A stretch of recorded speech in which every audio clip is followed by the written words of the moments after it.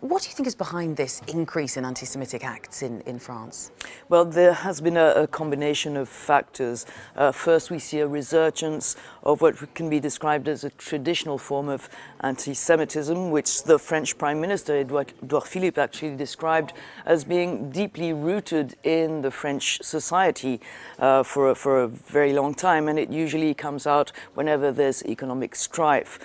You see the old conspiracy theories come out, along with expressions of resentment towards the elite to which Jews are often assimilated, and actually the fact that French President Macron used to be a banker at Rothschild was often spoken about on the edges of the Yellow Vest demonstrations.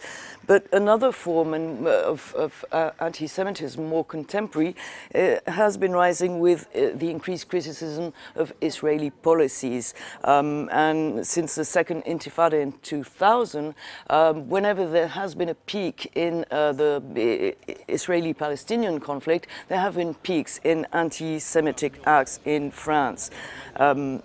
As after Operation Cast Lead or Protective Edge, or recently last summer, the so-called Kite War.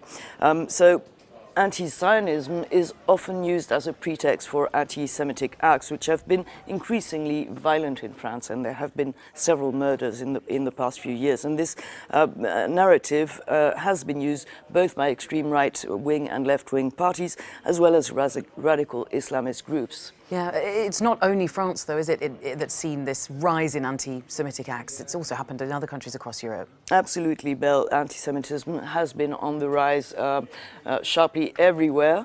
It's 74% in France last year. It's over 60% in Germany. And also, it's been increasing. I mean, these acts have been increasingly violent everywhere.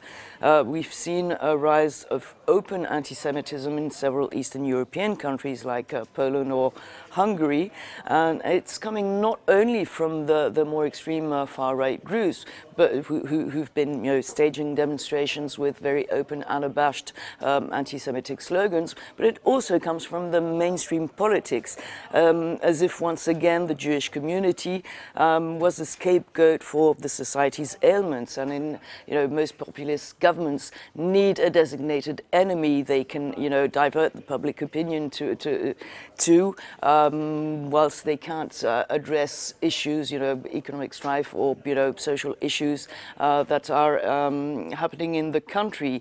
And of course the usual suspects are immigrants, Europe, Muslims and Jews.